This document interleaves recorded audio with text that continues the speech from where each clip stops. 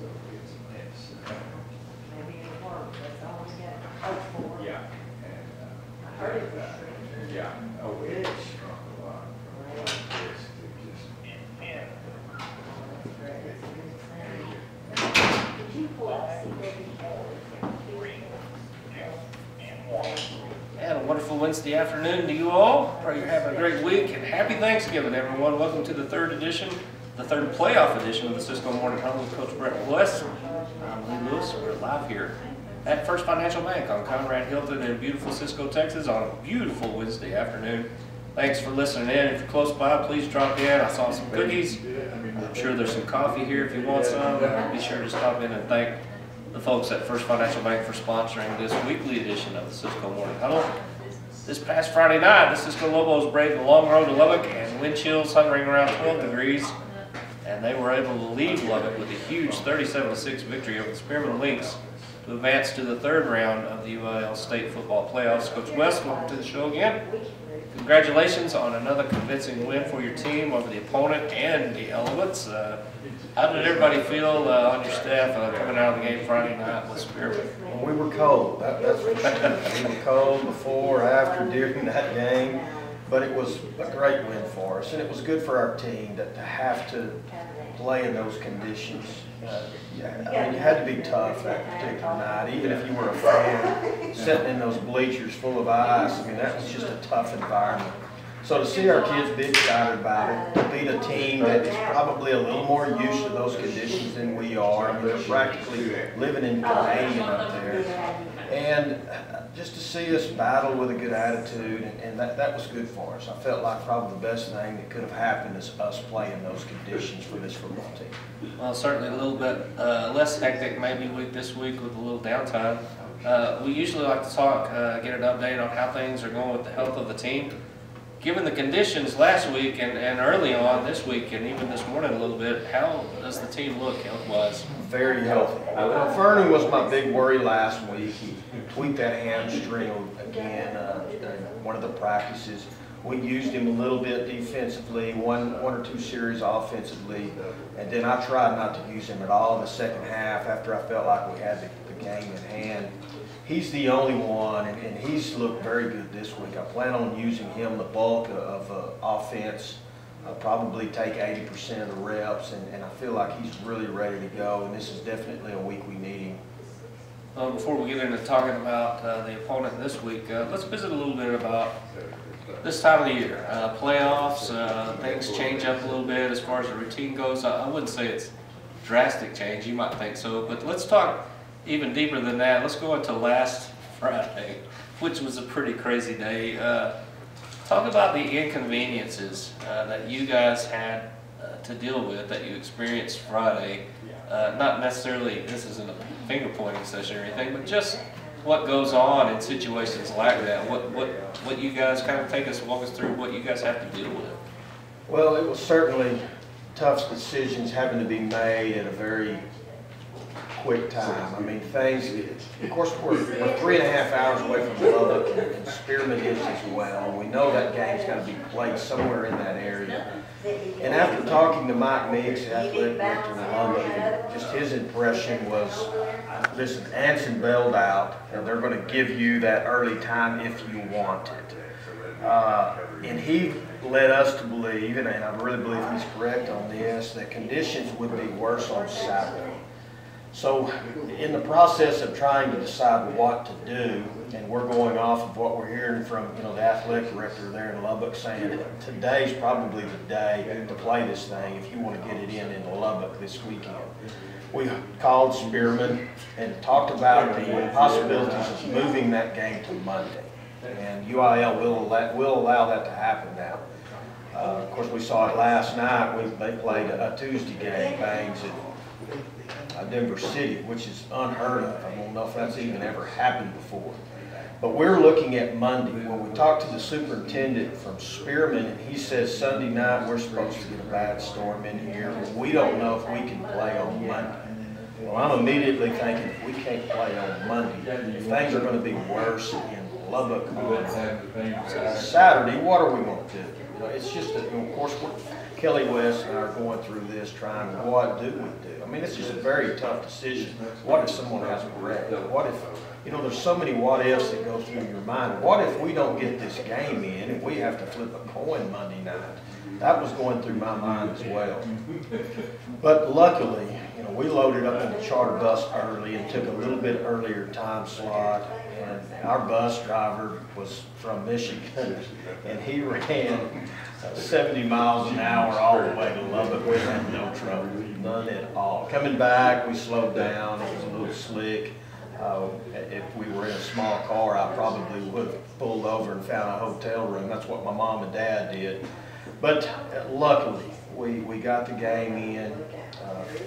The conditions weren't too bad on the way up, and just a little hairy to post on the way back. But we're certainly some tough decisions to be made there. And I didn't, Kelly West and I either one wanted to make them, but somebody had to step up and say, this is what we're going to do. Well, and all in all, I think you have to agree it worked out probably for the best. It did. We got the game under a belt. No one was hurt in the process of that. And you know, we got extra time that would have been lost on the next opponent. Talking about the conditions, you know, 12-degree wind chill, temperature somewhere around 23 or so. There was an inch or so maybe of, I don't know if you could really call it ice, but it was ice. It just didn't look like a sheet of ice really down on the field. Given the history of our experiences with that, it doesn't seem like we fared too well in previous games given those conditions. But other than that, it looked like the kids met the challenge and didn't have any struggles at all. We certainly did. As soon as I stepped out on that field in pregame, I went to my coaches and went, oh no. It was a sheet of ice. I mean, literally a sheet of ice. It looked like it had rained with some sleet, melted and then refroze. And you really had to be heavy enough to puncture through it and get into the track. And that we thought might be a huge disadvantage to us. But really the traction wasn't too bad. We made sure all of our kids had on the sharper molded cleats, not the molded, but the plastic cleats that would puncture through that ice. All of our running backs had a fairly new pair on, and we felt like really had good traction, and that was a little bit of a surprise as the game progressed. It chewed up into what I would call sonic ice. It looked like at the end of the game. One of the things that you guys have to deal with as far as the coaching staff too this time of the year, the demands on your time from media, just preparation, not with the team. I'm just talking about finding stadiums and those sort of things. With every victory, you guys look at things that maybe aren't really all that different. It's just that there's a few other things that crop up, I guess, along the way as far as stress and intensity too. Each round of the playoffs you go, stakes are a lot higher, you know, everybody's more fans maybe there for the game. Would you say that's a pretty fair assessment? It is. You know, every game becomes more important. You get media requests from all over. It's not just our media, it's Abernathy's media. It was Spearman's media last week. Leaving roster, starting lineups, maybe a quote. You're getting phone calls from Evan Wren, which does a great job at the Abilene Reporter News. But those phone calls seem to be never ending when you really need to get on video and check out what your opponent is doing. And you're really not getting in the time that I feel like I need to try to keep the team ready. You almost need a full-time secretary when you're in the playoffs. But hey, you know, every year you hope that you're extremely busy so that you have the opportunity to play, and we're getting that opportunity. And our coaches and our kids love what they're doing, and we'll take the extra work to get to play the day after Thanksgiving. All right, it's time for us to take our first break. You're listening to Cisco Morning Huddle on the afternoon. We're going to step away from the mics here for just a couple of minutes, and we'll be back with the next segment on KTX 97.7 here in Cisco at First Financial Bank. Drop by, tell them thanks for sponsoring us each and every week. Coach West, we visited in that first segment about a lot of the challenges that you guys faced last week, the demands on your time as a head coach. Let's visit about this week.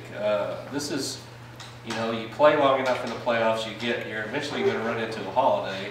That's where we are this week, Thanksgiving. your team is out of school for 3 days. Your players are coming in for practices, but you have demands with family as well. What does a Thanksgiving week look like for the Cisco Lobos, and then what does it look like for the West family, or any of your coaches for that matter? Well, we do everything we can to get our kids off and going as quickly as possible. We put a lot of extra time in to get the kids home earlier, if that makes sense at all.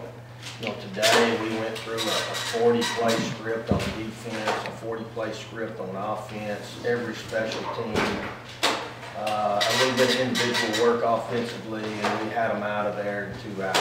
And just as quickly as we can get them off and on to their family. You know, we'll put the extra effort in and make sure that we're well organized to get that done.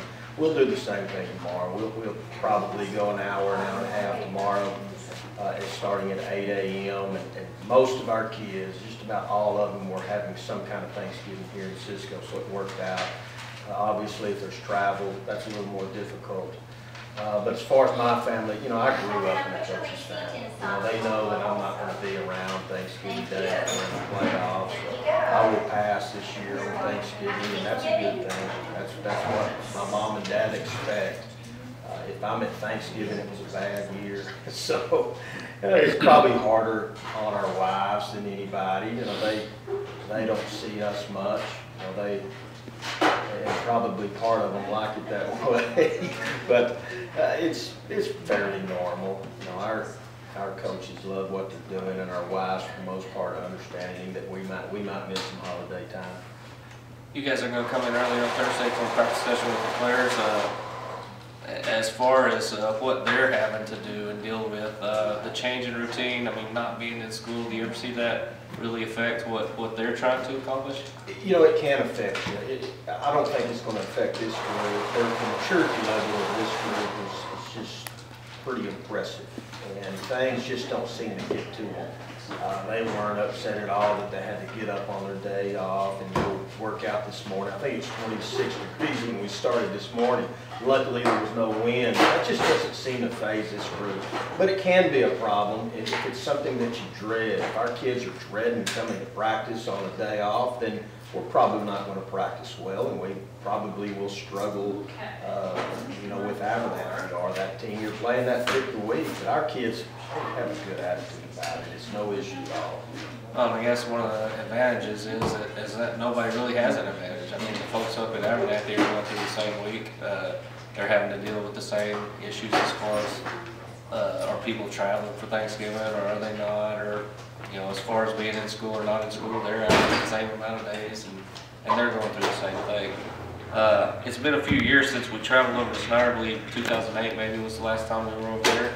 But we're headed back, and it appears that they've made a lot of improvements to their facility. We went to Lowry last week. They had made a lot of improvements to their facility since the last time we played there. I've never really asked you this question, probably a pretty oddball question, but I'll ask you now. Do you have a favorite, or maybe more than one favorite, playoff venues? My favorite place is where we win. Okay. Sweetwater's always been good to us. We've never lost there. That's been a good place. We haven't lost at Snyder. That's also been a good place to play. But my gosh, that venue we were at this last Friday night at Lowry was impressive. They have done a ton of work, and definitely a neat place to go play. Added a lot of, I think they added maybe 2 new dressing rooms there. Their dressing rooms were the biggest I've ever been in. Now, they opened them up. They put big dressing rooms together to host double headers.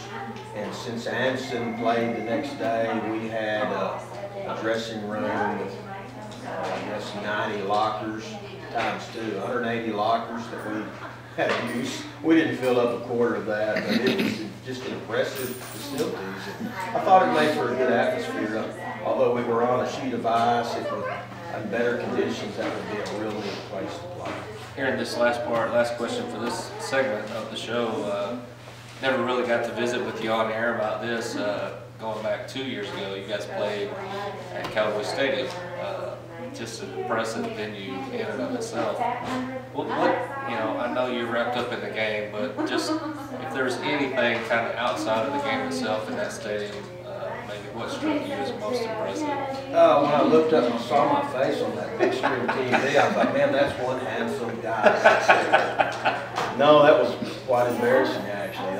I didn't see myself. One of my coach's wives took a picture of my face on that big screen, and then they gave it to me later, a week later, and I thought, man, all these people saw how ugly I am, about as big a picture as you could possibly have there on that big screen. But what a neat place. It was, honestly, as the coach in that game, as one of the coaches in that game, it's really hard to, you're not there long enough to really appreciate it. Yes, that's a good word for it. You're so stressed out, I guess, that you're playing in a state championship game and you're worried about Refugio that particular year and what are we going to do to move the ball and stop them, that you don't get caught up on the fact that you're standing there where the Dallas Cowboys play in one of the nicest stadiums on this earth. And you just didn't really get to feel all of that. Now, I went to a playoff game a few years ago, and after we played, I guess it was last year, I went over and watched the game, and it was pretty amazing, you know, sitting there with no stress in that facility. That was pretty cool. But yeah, I didn't really get the same experience as being the head coach at the Lobos that year, really knowing what that place is like. It was just, there's just too much going on and too much in your mind to really feel that. Well, it certainly is a huge venue. But the amazing thing to me was even given our relatively small towns, between Cisco and Refugio, put a lot of people in the stands that afternoon. And it was fun to get to see that and get to witness that. Lord willing, maybe we'll be back again this year. That would be nice. And maybe you guys being the last game, if we make it, and you guys would be the last game, maybe you have a little more time to see some of those things. We hope so. Right now it's time for us to take another break. You're listening to the Cisco Morning Huddle on KATX Radio, back in 2 minutes. And welcome back in, Cisco Morning Huddle. Lee Lewis, Coach Brett West here with you at First Financial Bank in Cisco. Once again, be sure to stop in and tell them thank you for making this possible every week. Coach West, Friday night, you guys are squaring off against a team with a pretty good recent playoff resume. Maybe haven't gone quite as far as they'd like to, but they've been there several years in a row and won a few games along the way. What do the Lobos have to take care of on Friday night or Friday afternoon if they want to move on to the regional final round? Well, speaking on the first thing I noticed just watching video, and again, the bulk of what I know is coming off of the video that we traded. They just seem to be extremely well coached. They play this deep, you know, you would assume that, but they just don't make many mistakes, and especially defensively. That's what's keeping them in games. One reason they're 11-1 right now, they play great defense. I would probably say most similar defense to ours that we've seen ever. That defense coordinator could almost be Brad Brunson himself. They do a lot of gap exchanges. They hill line with their ends. They base out of a 4-3, but they walk their Sam up is the only difference. They base out of the cover 2, and they don't change much. They stick with that. So we feel like what we see is what we're going to get on Friday. They just do a good job coaching their kids. But defensively, they play. They get after it. They shut Crane out last week. They've got 4 shutouts on the year. That's how they play defense. They've got 2 big techs, 6'7", 305 and 5'11", 355. That could pose some problems. Definitely going to be hard to get good movement this week, and we know that could be a problem, and that we'll have things that we work around the size of their defensive tackles. But they're good in every position. There's not one guy that you can point at and say, hey, this is the guy we're going to go pick on. They're pretty good everywhere. Offensively, they got some talent at the quarterback position. I would say he's a junior Colton Kent. Very, very similar with how he runs and throws and operates his offense. He's the guy we've got to stop to be able to win the game. On paper, it looks like the key matchup on the field is the one that you're talking about right there in the first part. When your team has the ball against their defense, that seems to be very, very solid. They've been very stingy in allowing points, especially in the last 3 games. What do you guys feel like that you can do to be successful against that defense? Well, we've got to get our fullback offense back out. Vernon, we felt like we could live without Vernon last week. Brandon can step up and does a good job, but Brandon's playing every single rep on defense. And I asked Gibson, you know, he's our starting middle linebacker, Cody Gibson, to play some fullback, and he did a good job. But he plays every single rep on defense. And I think we're getting to that point where, you know, you really need kids to be a little rested in the second half. We're going to have to play 4 quarters. We didn't have to do that in some of our preseason games. So we really need Vernon to come through and be able to stay healthy for us and be able to take over some of those fullback reps to rest the other 2. And that scheme as well will help us kind of attack the size difference of that defensive lineman. We're going to try to get big splits at times and run our fullback scheme that I've kind of gotten away from the last 2 weeks. And that will help us, and that's going to help our tailbacks and our quarterbacks get some carries too once we get that going. So that's going to be critical, I feel like, on Fridays. Our fullback scheme needs to work. All right, about down to the end of it here. Just a kind of a out in the air kind of question there again. Has there been anything to this point in the playoffs with this particular Louisville team that you've experienced that might have surprised you, or something maybe that you just didn't expect to see from them as compared to the numerous years that you've been to the playoffs with other Louisville teams? You know, there is. Very rarely do you get stronger during football season. You try to maintain, and this team has gotten a lot stronger. Not a little stronger, but they've gotten a lot stronger in the weight room. Part of that is they like going to the weight room. A lot of folks don't realize that even during football season, we lift 5 days a week, and that's including Saturday. We didn't lift last Saturday. I didn't bring the kids back after the long trip in from Lubbock. But on your typical week, we're going to put in 5 days in the weight room. And some kids go in and they kind of dread being in there. We're in the playoffs. They don't get after that weight room. This group loves it. They get after it and they have a good attitude. And because of that attitude, we've gotten a lot stronger. There's been very few groups that's come through that I can honestly say has gotten stronger in the weight room to this point in time. All right, Coach West, want to thank you again for being in, kind of an odd time and holiday week, and we appreciate you being here with us, and want to wish you guys good luck. Thank you very much. And certainly happy Thanksgiving, whether you're with your parents or whoever or not. We want you to have a happy Thanksgiving. And one of the things that would be great is if we return with another gold ball. I think that would make everybody's Thanksgiving even that much nicer. I want to thank everybody for staying tuned today, tuning in at kind of an odd time for this show. Appreciate Matthew back on the boards, making sure we get this put on the air. And we certainly want to thank First Financial Bank, who makes this all possible for you. Lobos and Antelopes, live in Sweetwater. We're going to have a 1 p.m. pregame and 2 o'clock kickoff there at Tiger Stadium in Snyder. And pray that everybody drives safe, take a little extra time if you have to, and make sure you get there to your loved ones and back home. Appreciate it. If we can get the win this week, we'll be back on the air again next week sometime. So hopefully, looking forward to seeing you then.